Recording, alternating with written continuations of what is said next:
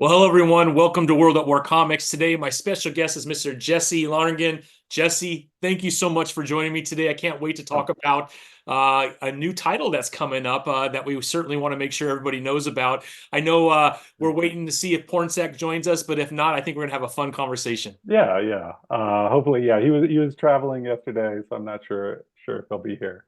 Yeah. But yeah, it's good to be here. Thanks for having me on.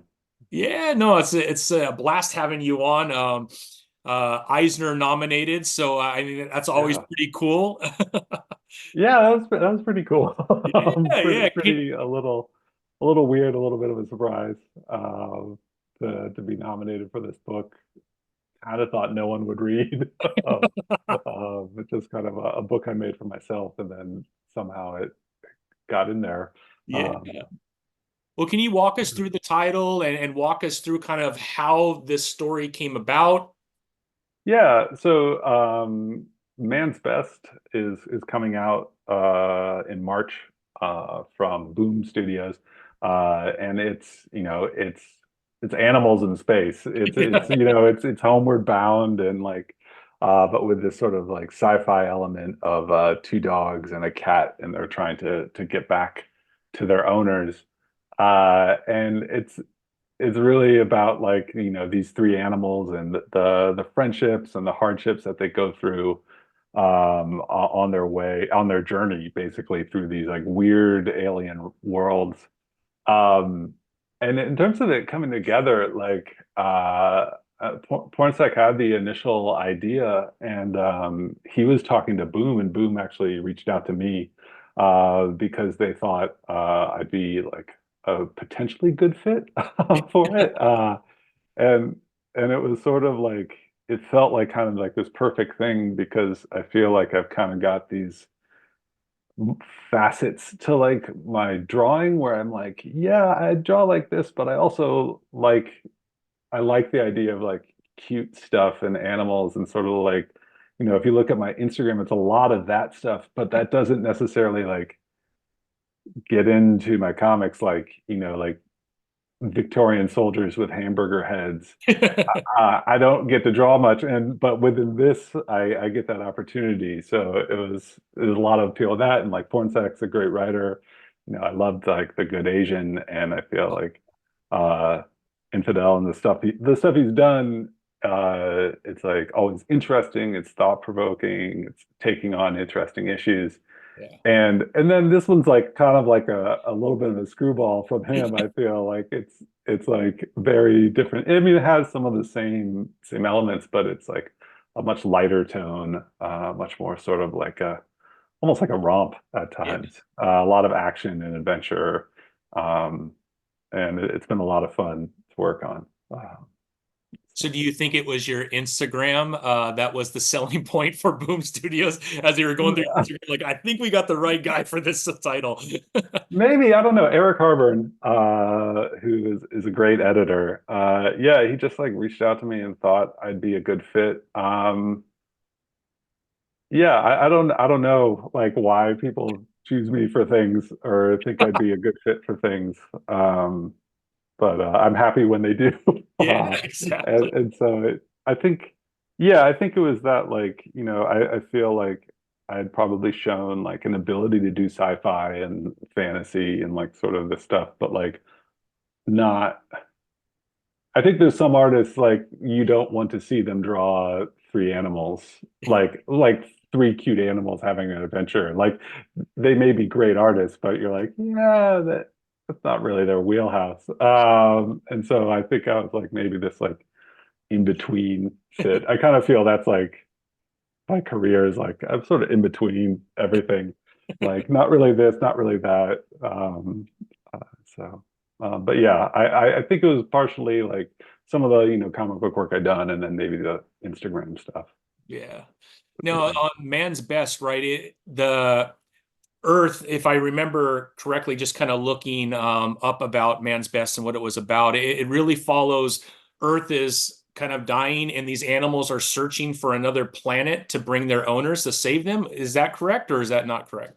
No, they're on like a trip sort of with their owner on this sort of scientific experiment. Oh, gotcha. Um, and things aren't great on Earth, but they're just traveling with their owner, and then there's a crash, and their owner, the scientist, is gone. The captain of the ship's gone. Everybody's gone. It's just them alone on this alien world, this strange alien world, and sort of them like figuring out how that world works, how to get back to their people. Yeah. And so it's sort of this adventure, going across these different landscapes. That's, Uh, yeah, and it's been a lot of fun, like it's in terms of like comics, like it's sort of just like I feel most of the comics I've done, like you sort of like come back to a setting or something, and with this, it's like no, like that section has moved on, like that section's moved on, that section's moved on, and so it's like a lot of. I feel like every issue there's like new motifs and new ideas yeah. coming forward, and like then you get sort of like into the complexity of the characters, their sort of personalities and stuff. It's a lot of fun.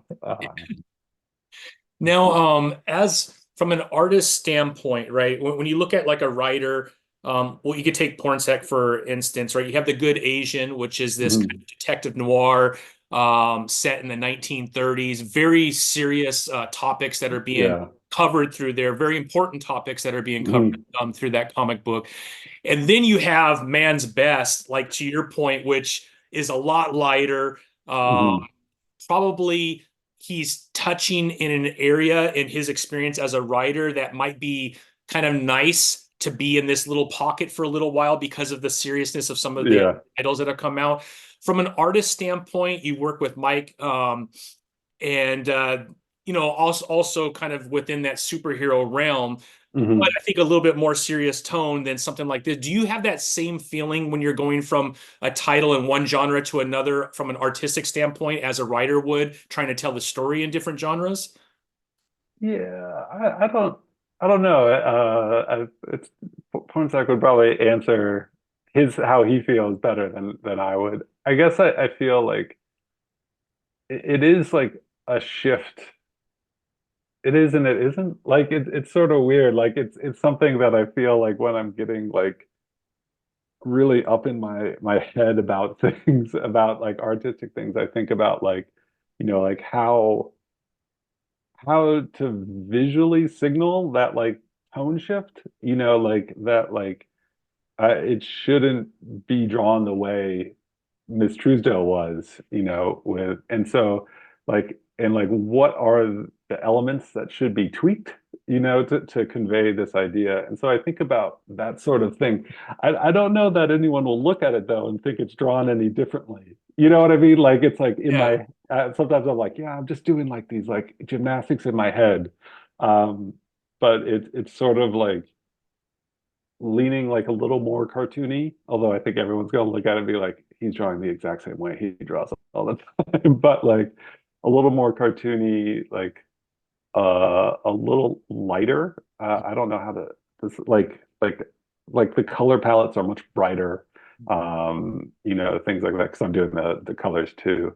And so it is this sort of like shifting of ideas, and it's sort of like this idea of like how do you like visually signify like tone and sort of like I don't know, that gets into like all sorts of weird territories. Like I feel like Dragon Ball Z, like you look at like a single image of Dragon Ball Z and it tells you like it's this kind of story. You just look at it and and it tells you so much at a glance. Like, it tells you like, okay, this is like going to be a lot of fun. It's not going to be very like scary or anything like that. But it also tells you it's like, yeah, this is fantasy. Like, this isn't the past. This isn't the future. This is Dragon Ball Z time. And so I think about like, how do you put that in one image? All these like sort of things that tell a reader like what they're looking at. And so with like Man's Best, it was something like that I sort of considered, but it's also then like helped by the fact that like Pornsak is writing the script, and it's like, well, this is what I have to represent. And so like, but yeah, it's definitely something I consider and think about, like that way of conveying what a comic is about with like how it's drawn. Uh, yeah, it's definitely something I could get in my own head about, and stuff. But like, sort of like, the opening sequence, like establishing that they're fighting this robot and making like, okay, this robot needs to say a lot about what they might see later. And so it's like a clownish looking robot. It's like, this is not like a scary mecha. Like, this is kind of a cute mecha, and so that tells you like, okay, this story is going to be going in this direction. um yeah, and so there was like definitely like thinking about that, and so there's like just sort of things I wouldn't draw, like, and sort of maybe ways of showing things that I wouldn't use, like in with working with Mike Mignola. Yeah. And like in some ways, like sort of working with Mike Mignola is a little easier because like aesthetically there's so much that's been done that sort of like informs it, even though like I feel like the art across the Hellboy universe is is quite diverse, like a lot of different styles, like, and like you look at Guy Davis Yeah. and you So look at Mike Mignola, and it's just like I could see why these guys would like each other, yeah. but like, they're very different, but still there's like this sort of like unifying sort of aesthetic, I feel. And so with this, that doesn't exist. It needs to be created and figured out and stuff. Um, so yeah, that's part of like the fun of like just sort of doing something where you can sort of where everybody's jumping on with issue one, like Do you find in your experience, is it something you enjoy more working with a Mike Mignola on a title with so many years where you can go back and you do some research and you could really understand the character as opposed to creating something brand new? Or is it more challenging, a little bit more fun doing something that hasn't done before and having to world build and all those other things that obviously you don't have as much of a chance, although with the titles that Mhm. you did with Mike, you did. Um, Yeah. but there are some differences, right? I mean, how do you approach both of those? Or is it the same way? No, I think it's definitely different. Like and I guess there's sort of like these like two, I guess I would say almost like equal challenges of like, like in drawing something in the Hellboy universe, like you need to actually do like research, like within the Hellboy universe of like, you know, oh, he's drawn Thor before. Like there's the way that Thor looks in the Hellboy universe. And so you need to like, you can't just make it up. And so like there's like that's a little bit of work, like this little bit of like visual research you have to do and check it. And like I feel with Hellboy especially, like there are fans too who would be like, yeah, you I'll got let it you know. wrong. Like like that's not the way it's supposed to look. Or that's not what, Hyperborean weaponry looks like. Like sort of things like that. And that can be a challenge of like where if it's just creating on your own, it's a sword. You just draw a sword. It's fine. While with like creating it on your own, you have to like come up with these ideas and like come up with sort of, I don't know, this weird sort of way of like how things work. Like the mech suit. It's I have to figure out how a cat in a mech suit like moves, like how to draw it from different perspectives, all of those sorts of things. And that's like another challenge, like, so there's like these two sort of differing things, and I think both of them like can be challenging, both of them can be fun in a way, like having a design you can look at a lot easier, but you also have to get it right, like, and then creating something in a way is harder, but it's like, well, you can't get it wrong. Yeah. uh and um so to me it's sort of like an equal thing. I Your think preference one over the other, in your experience, or probably just making it up is probably where I lean, because like, there's no there's no rules, and sort of like, like my kind of my favorite thing is just sort of drawing and seeing where a drawing goes, which no comic works that way. Like you can't just be like, if you're sitting doodling and drawing a picture, you'd be like, maybe this guy has horns. And you draw horns. And it's like comics, no, this character does not have horns. Like these characters look the way they look. But so I think I like, being able to sort of make stuff up and figure stuff out a little bit more. I think within comics, there's like a looseness to being on model, sort of that's good for me. Like the idea, like for me, the hardest things to draw are the like Bugs Bunny is impossible to draw because Bugs Bunny only looks like Bugs Bunny if he's drawn like exactly like Bugs Bunny, and Mickey Mouse only really looks like Mickey Mouse if he's drawn that exact way. And so to me, I have like zero interest in like conforming that much. And so I'm happy in like comics that there's this, flexibility. It's like Superman, but you just need to get a few elements and it looks right. Yeah. But like yeah, I like the sort of being able to make it up as I go along. It feels a little like there's a little bit less anxiety. I think for me, I think for some people, like having to make it up can be very intimidating. But for me, I'm just like, oh, you can't get it wrong. And I guess I like that aspect. Yeah, that's awesome. From an artist standpoint, that relationship between writer and artist is so important. At Mhm. least in my experience as a reader of comic books, right?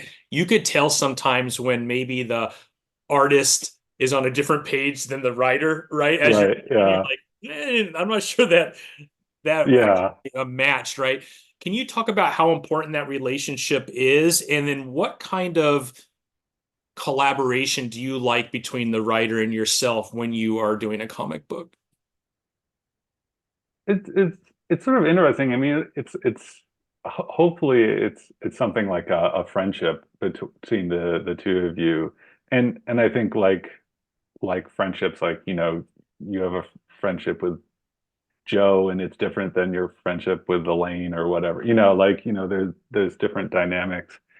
And it is always sort of like just like this period of figuring out like what the dynamic is and how people want to work and stuff or what works and what doesn't.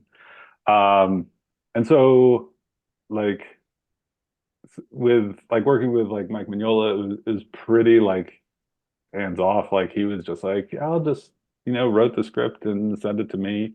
And I read it and he really liked, like the kind of storytelling I did and like Hedra and stuff. And so he thought he couldn't write that. So he would just write like page 12, she goes down the river. Like and that's it. Like you figure it out. Like that's all on you. Does that make And it harder for you, Jesse, when you get very little detail? Do you like having a little more detail, or do you like that freedom to be able to figure out what he wants to do with just that she's going down the river type thing? um I I've it could be intimidating, but it's also like I guess he thinks I can do it. Yeah, So like, that confidence, right? it's like also a confidence boost and it's showing like a certain amount of like trust. And and then like, there's other writers where it's like 6 panels, like, like all the dialogues numbered, everything like that. Um and that's fine too. Generally, like when that happens, I'm like, I might change things or add some panels, remove some panels. And I don't think any writer will complain if you add a panel. I was talking with Van Jensen, who I did ARCA with, and he was talking about like, yeah, I'll only get angry if I write like 5 panels and the artist just decides it's a splash page because like they just want to draw something like that looks cool. And that's something I'm probably never going to do. Like I'm always more panels. Um, and so working with Pornsak, it was sort of like in between, like I would say like the she goes down the river is like one end and like everything very detailed is the other. And with Pornsak, there were some pages where it was more explicit, and then there were some pages where it was less explicit. Um, and yeah, we sort of talked regularly, like, or have been talking, still are talking regularly throughout the process, sort of every couple of weeks, just like checking in and stuff. Um, but it is like, I don't know, it is sort of a weird process, I feel. Like, like he's in California, I'm in I'm in Pennsylvania, like, and it's not like I don't know, like I think there's this like imagined like closeness, but it's like, really, I'm just sitting alone in my room, drawing all day. Like, and then I send it along.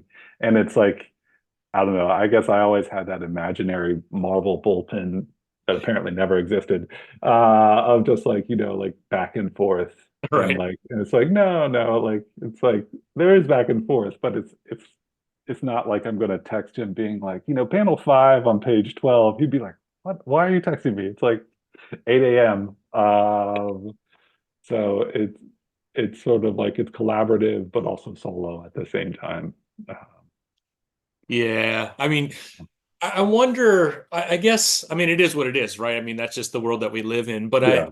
I'm wondering if it would make things easier if there was that bullpen kind of environment where you can go back and forth, or do you think that maybe Uh, that's a little much? I mean, yeah, I don't know. Like it's nothing I've experienced. Yeah. I feel like I guess the bullpen thing is like it sounds nice. It Yeah. sounds like, like a clubhouse where they're just having fun and stuff. But I don't what I've learned is like apparently it didn't exist. Like Yeah, exactly. John Buscema These worked old from pictures home. of like Stan Jack, Lee yeah, over a like Jack desk, Kirby wasn't drawing. there. John Yeah. Buscema wasn't there. Like, it was, letterers and maybe some inkers. And so like I like to think that it would be like a good thing because you'd be seeing like you see another artist doing something and you're like, oh, that's cool, and that leads you to a new idea or something. But maybe we have the same thing now, like like with everything, like I can see something that like Wes Craig has drawn, and like, oh, he posted it 5 minutes ago, and so I can see it and have it inspire me, and maybe it has that a similar quality now, except we're all silent and alone, Yeah. and separated by thousands of miles. Outside of that, we're really close though, right? Yeah, yeah. No, I think this is sort of off the subject, but for me, like just personally, like I went from being like a teacher and sort of like talking to lots of people every day, like for a long time, and like to now it's just like I see my wife and my child, and that's about it. Uh, so, but Yeah. yeah, Do you miss teaching? um, I miss aspects of it. Yeah. I and I guess I miss aspects of like going to work and having a job and like seeing your coworkers and stuff. And like I take comics seriously, like which with teaching you could just have a bad day and it's like try again tomorrow. But like I feel like with comics, like it's like, no, I'm gonna get this right. And there's sort of this like level of care.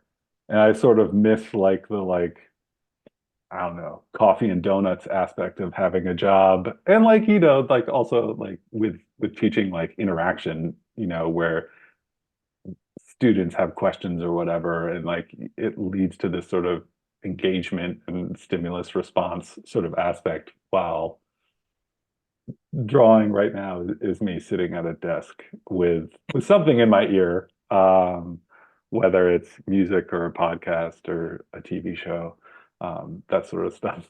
But it is sort of an isolated thing, um, which coming out of the pandemic, I think we're all we're all, We've all we're all experienced it adjusting to to a that. certain degree. Yeah. Um, What did you teach, Jesse? Was it I taught ESL. So I worked at a private school in outside of Boston, and taught people from Brazil, Japan, Korea, kind of all over. Um, just sort of English classes. It's kind of cool though. Yeah, it was. Maybe not, Jesse. I don't know. Uh, I feel like it's sort of, it was like a private English language school, so it's not like it doesn't have the challenges of say like a public school teacher has, which like sounds really hard now, especially because of this the way everything's changed. Um, and so some ways it's easier. You're meeting people from all over the world, that sort of stuff. Um, but also, I don't know. What I really like to do is draw, and that's what I would be doing during like breaks and stuff. And so to have the opportunity now to sort of be able to draw like every day and have it be my job is is better Yeah, for sure. for me. Yeah. Now, has when did this passion for drawing start in your life? Is it a very young age? Did it come through comic books, or did comic books come later because of your passion for drawing? Like, how did that all work out? Um, I don't know. I think like it it sort of was always there. Like as a kid, I loved drawing and stuff. I didn't really get into comic books until sort of maybe like mid high school or so. Um, like I grew up in, for the most part, rural Vermont, and like comic books just weren't around. Like you had to know where the shop was, and like I remember like a friend like giving me like directions on paper like of how to get to the comic book shop in Barry, Vermont. And it's like uh Funny.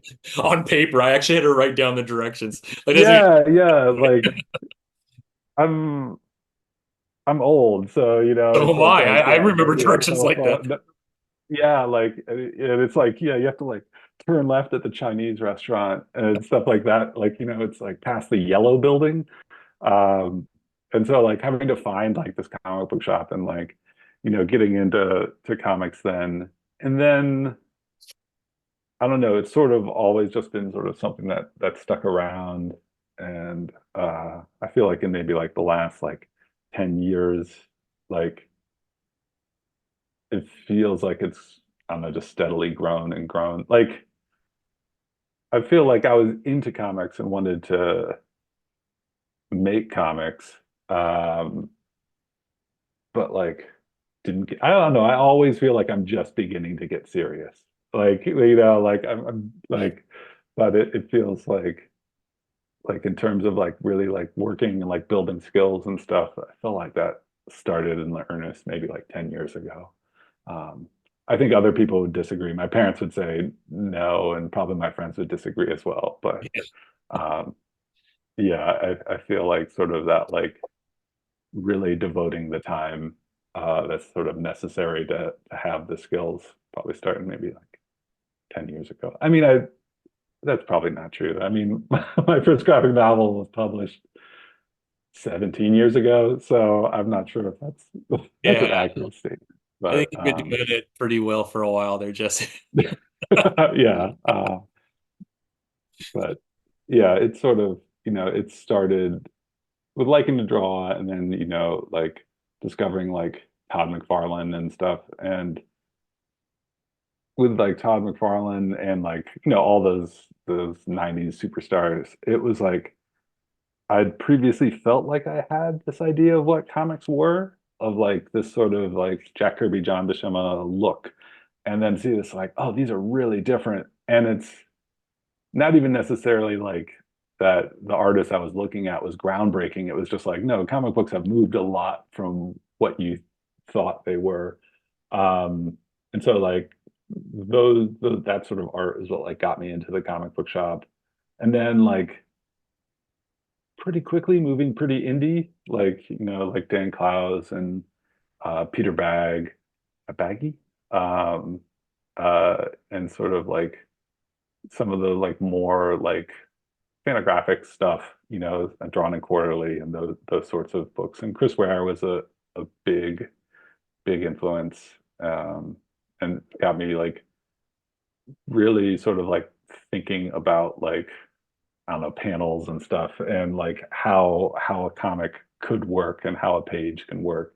Um, and then I feel like sort of since that time I like go back and forth between being like really into like more obscure stuff where I'm like, oh wow, this is so like unique and like weird and idiosyncratic, and then like going back like to like more mainstream stuff. It just wavers back and forth. Yeah. Um, which is where I feel I am somewhere in the middle of not quite indie, not quite mainstream. Um, I think it's good to have your own unique style, and your style of drawing is unique, which I think is awesome. Um, can you talk a little bit about so you have like I know a lot of friends, they're cover artists. mhm, They would certainly like to break into comics, but sequential art is so much different than drawing a mhm. still image for a cover. Can you talk about what that transition was like in your experience? I assume when you started drawing, right, you're just drawing your favorite characters, your own designs, but then to take that same character and put him and her in different positions. I mean, that seems like a really hard transition for a lot of artists. I don't know if maybe I'm Yeah, wrong on that.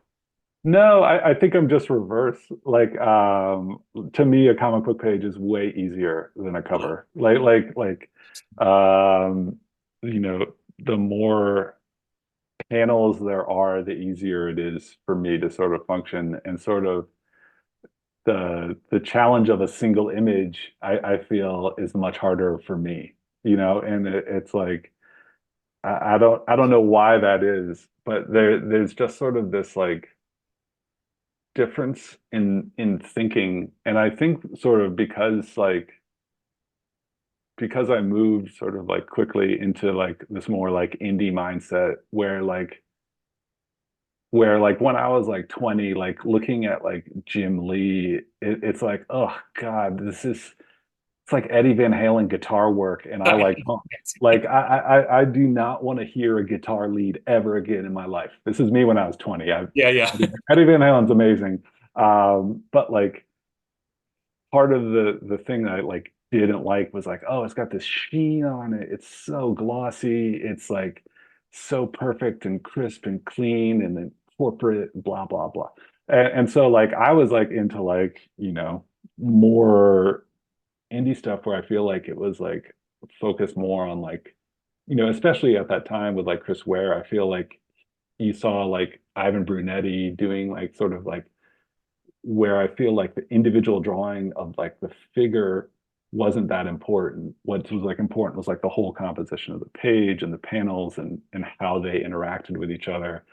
And that's sort of like where I started coming from in comics.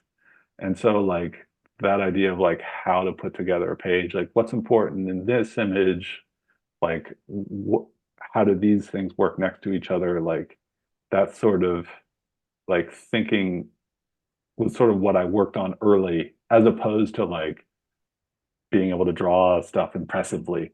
Uh, like, and so like that kind of like panel to panel compositional narrative thing, I think when you're doing that, like sort of the rendering kind of like takes a back seat because like, it doesn't need to be splashy. It doesn't like it's like no, like, no one's going to look at this panel very long. So like what's key is that you get everything in the right place so that they Right. can read it and it's clear, and then they move on. And like so I feel like when you look at my like old stuff, it's like the drawing is really simplistic, the renderings is no hatching, like strict like sort of black and white like and so I feel like there is a different way of thinking, and it's hard to make the adjustment, but for me it was making like the adjustment to a single image was really hard because it's like you have to like think much more about like making the composition compelling on its own, like the rendering, the detail, all of those sorts of things, all that like it's like putting together chords versus like playing lead, and sort of thinking in that sort of sense was an adjustment for me. And I feel like I look at artists and I can tell that, oh, they have a really easy time with what I'm struggling with, but maybe their composition and panels, like they're like struggling because they haven't obsessed on it like I have. And I'm pretty obsessive. And so like for me, like moving to like cover work and stuff like that, like I end up sort of thinking of it like a comic book page in order to like feel comfortable doing it. But yeah, it's definitely like a different way of thinking. Um, and it's definitely a struggle. Like I used to have cover phobia. And so like now that I get asked occasionally to like, We should trademark that, yeah, Jeff. like I used to hate it. Like I would like draw like pages and pages of comics and be like, oh, I have to draw a cover. Like, how can I get out of like drawing a cover? Um, and so like now I've gotten better and like I get asked to do covers occasionally and stuff, and I'm always like, this is really weird. But yeah, Well, I think you have right the original cover, and we'll put a picture up on the screen, but I think you have cover A, and then you have some other artists that have done some other covers, right? So the on issue number one, you have the three animals, the dog and the cat, and right. they're all looking up, if I'm not mistaken, right? Right. And it's all paneled out. You know, like it has like 12 panels in it. You cheated, Jesse. You cheated to get I that do cover.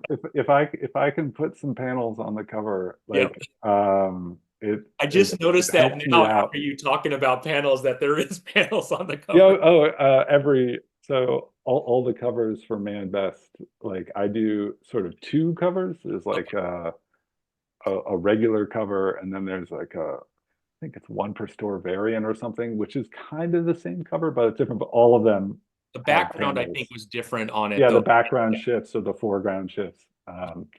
And so like all of them, yeah, have panels because it just like it gets into my weird how my brain works of like if I put panels down, if I put a grid down, I feel comfortable. And if it's not there, I'll feel a little like I'm just like floating. But yeah, yeah, yeah, there's a lot of cool covers.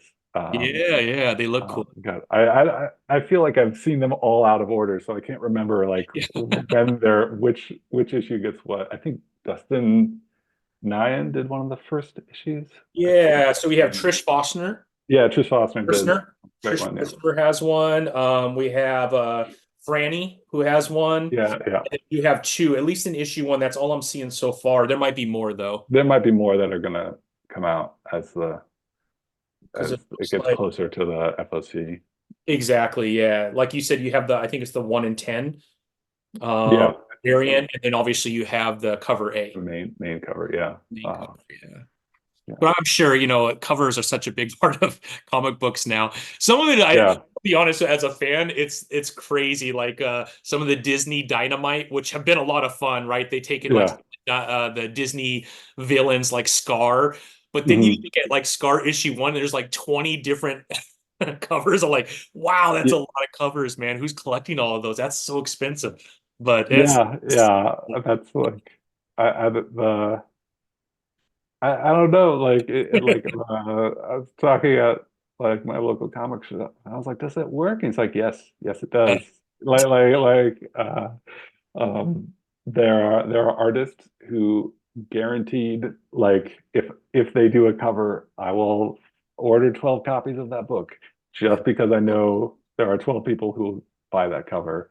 I The think the from ones an that artist standpoint, Jesse, I mean that I think that is kind of cool, right? That although as a collector, it's like a little much for me. I'm like, I think one or two, maybe three is good, but 20, come on now.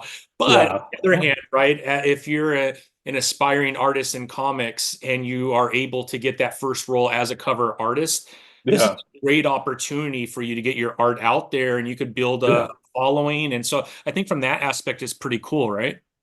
I mean, anything that's, giving artists more work, I think is good. Like whether it's a bubble or not, that's, Yeah.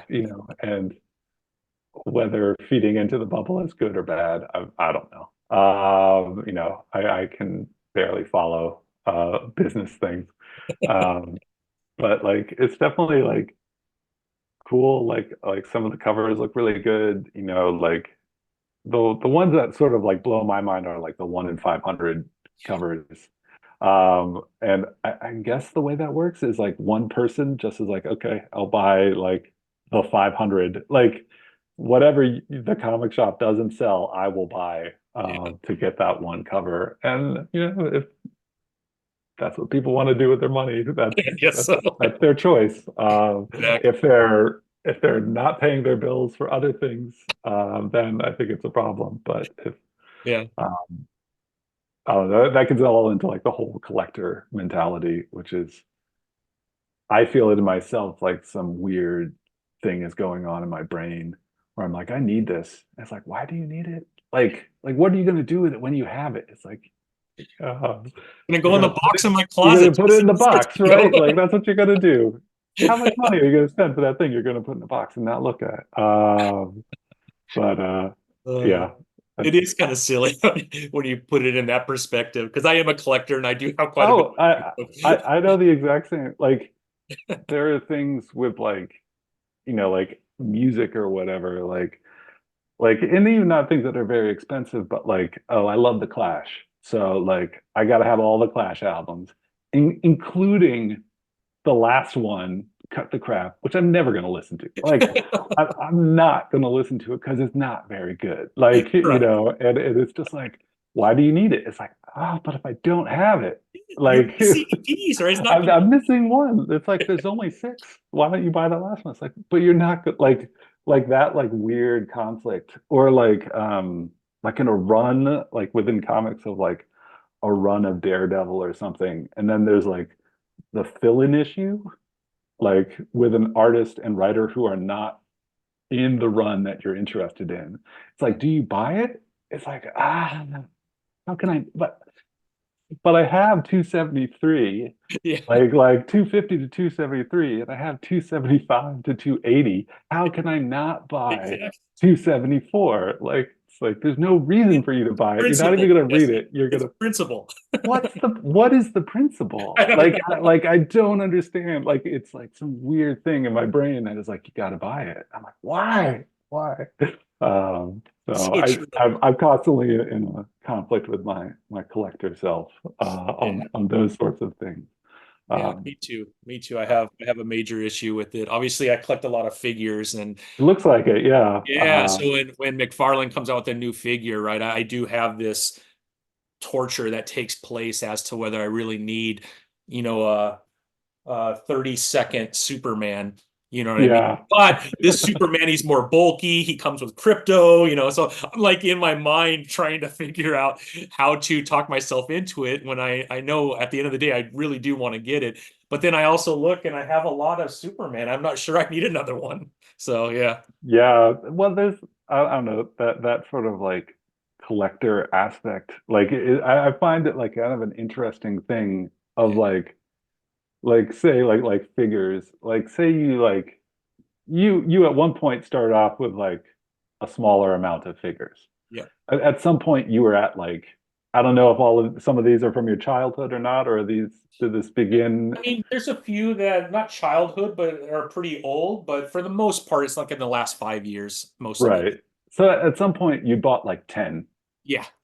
You know, like there was some point you bought like 10, and it's like ten's not that many. Yeah. Like 11, but then like you start hitting 30 or 40 or 50, and now it's like the thing you do. Yeah. It's like if you like have a Chewbacca and all of a sudden you have like 15 Chewbaccas, it's like, do you just buy all the Chewbaccas now? Like any Chewbacca you can get your hands on. Yeah. Like like when does it stop? And like, you know, if it's not harming your life in any way, it's fine. Yeah. I just wonder what's going on in my brain Yeah. when that happens with things where I'm like, wait, are you just buying this because it's like what is happening? Like it's the mystery, you know, and like I think all of us can say, like, do you need another comic book? It's like, no, I don't need another comic book. Like, but like, you know, there's that desire to like, I don't know, have it. There is. There is. I mean, it's a weird thing, but I have my pull list every week. Mhm. I will say though, I feel like over the last 4 or 5 years, I bet you 70% of what I purchase is all indie now. Just Hmm. because I feel like, I mean, don't get me wrong, I love Batman, I love Green Lantern, it's my favorite. Hmm. I love Incredible Hulk. Like I have certain titles that will be in my pull box. Um, Yeah. and I'd like to think that it really doesn't matter who the artist is and who the writer is. I just love that character and I want to have that. Hmm. But the older I get, the more I really want really intriguing stories. Hmm. And I just feel most of those stories are taking place in the indie world, which makes sense, right? Because you have Yeah. canon that you have to follow. So there's a lot of rules around writing for Action Comics that you have to Hmm. kind of stay within. Uh, Hmm. that you don't have that constraint when you're writing on the indie side, which that's why I think some of the awesome stories are taking place in indie. So I find Yeah. myself on that side of comics now more so than on the like the big two or even Image sometimes. Yeah, I think it's changed, like I feel like for creators, there's just other options now. And to just financially, like it's like if you if you're, if you have The Walking Dead, like one, Marvel and DC is probably not going to publish it. And they certainly wouldn't have at the time, Exactly. and also like you can make so much money, like like, and you can own it and you can control the way it's used, all of those sorts of things. And I just feel like creators are aware of that now and have that option. It's much more within reach than probably it's ever been before. So yeah, I think indie is where the more interesting stuff happens, Yeah. and for a number of reasons. Yeah, no, I agree. And I love this. And it's not new, but I feel like it's just getting bigger and bigger. But, all these amazing creators creating something that didn't exist before and then being able to own that IP, Hmm. I think is just tremendous. And I could tell you, as a fan of comic books, it is a little tough when some of your favorite writers at DC are now going into any for that reason and more power Yeah, to them. But now Batman, right, and Green Lantern don't have that same quality. I want to be careful because yeah. Jeremy Adams is on Green Lantern, he's killing it. So, but I you mean, see what I'm saying, though? Some of these great writers are now on the indie side. You're like, oh no, what about DC and but I Marvel? also I also feel like it's starting to, like, I don't know. Sometimes I'm Yeah, like the uh Tamaki on Batman. Like I feel like 15 years ago that never would have happened. And I really liked the run. It was a lot yeah. of fun. I enjoyed it. Like and you have sort of like, it feels like you have someone like Ram V who's doing like his own thing, but then he's also doing like Batman stuff too. And Killing it. it's Yeah. sort of like, I don't know, I guess the best of both worlds. It opens up Sometimes. a lot more opportunity for writers to be able to Yeah. be on some of those titles too. Whereas, when I grew up, it would be the same writer for very long runs. So if your Yeah, goal yeah. was to get into, like, I would love to write a Superman. Well, might not happen for a while. And Yeah. because it doesn't happen for a while, you not having very much writing experience, Yeah, yeah. probably not going to beat whoever's in line for that title next, right? So Right. it certainly opens it up a little bit, which I think is awesome. Yeah. Yeah. It's a weird time. It's a cool time, I It think. is. I think comics right now is a great time. I know there's like in the media sometimes, there's a lot of negativity about where comics is going to go, but I think those are normal transitions that every industry makes over time. What I Yeah. think we're seeing an explosion of is really on the indie side, which I'm really excited about. I think DC and Marvel will always be fine, just because they have, some of the most popular characters in the world. But man, the Yeah. indie side has just been so fun seeing the explosion of all these amazing titles, and I just Hmm. can't get enough. I don't know if you Yeah. feel the same way. Yeah. I mean, I feel like it's sort of, I feel like it's kind of like, as things progress, like just like people get better at things. Like I remember, to bring it back to the Clash, like Joe Strummer talking about playing with the Mescaleros, the band that he was in up until his death, and they were all like 20 years younger than him, and he was like, I can play guitar, that's it. Like all of them can play piano, can play guitar, can play bass, they can play trumpet as well. Like, and I feel like you're starting to see like writers and artists is like, no, they can do everything. And they're young. They're like young, and like, like if you look at some like stuff on like web comics and stuff like that, it's like, wow, these people are doing things that are so cool.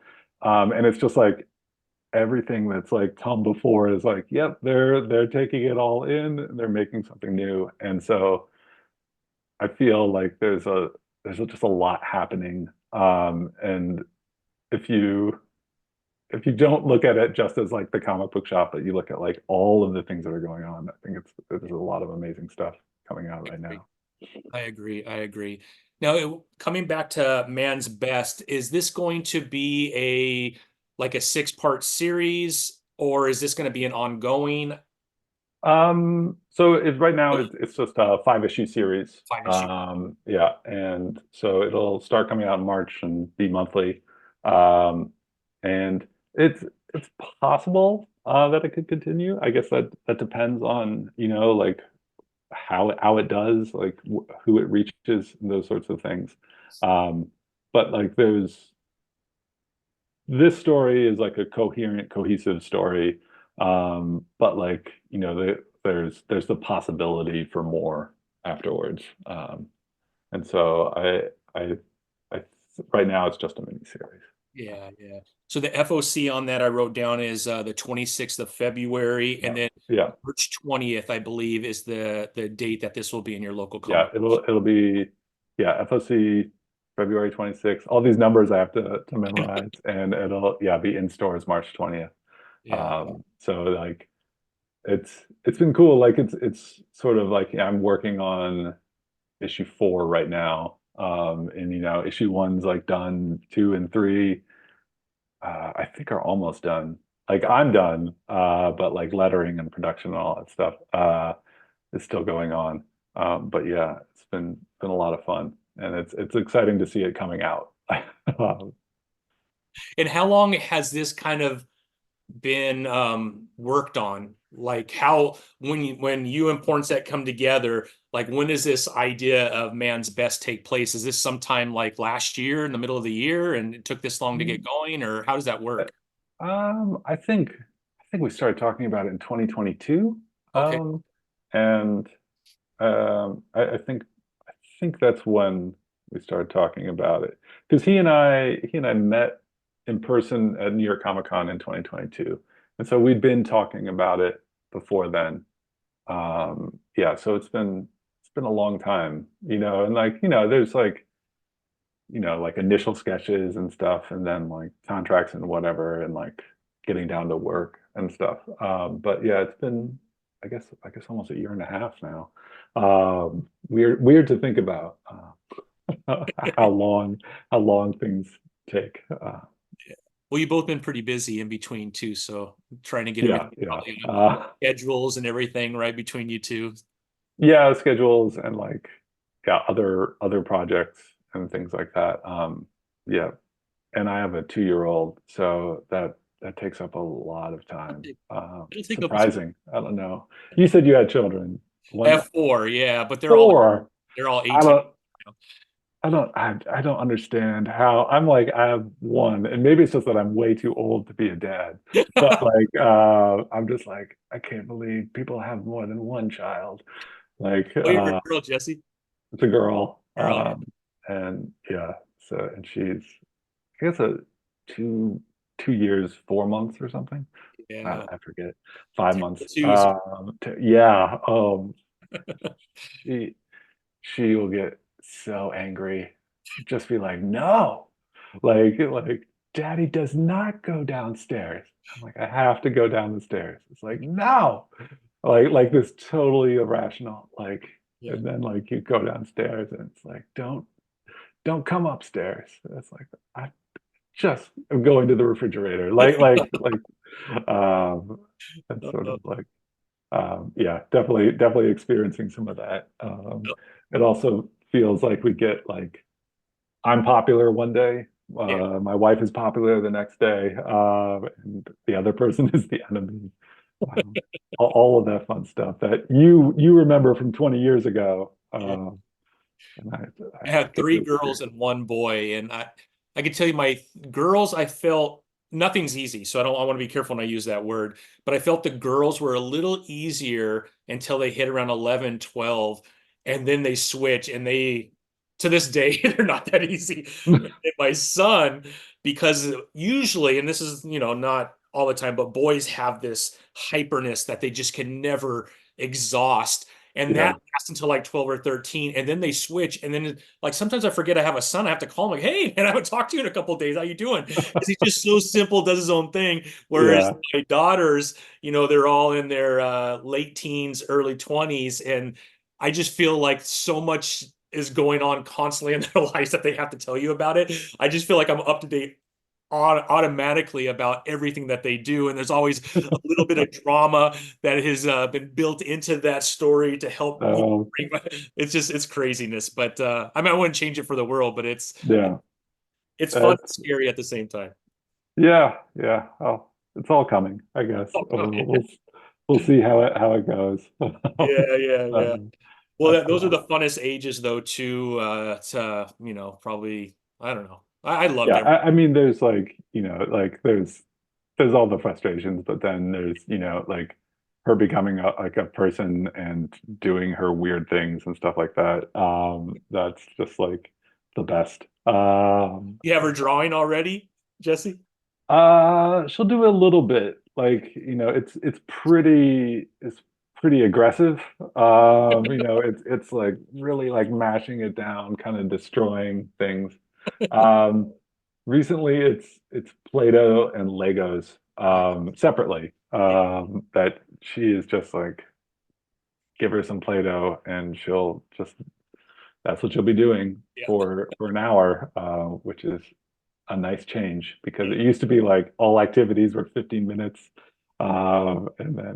And now she's sort of getting that like her brain's developing to the point where like an hour can go by with her just playing.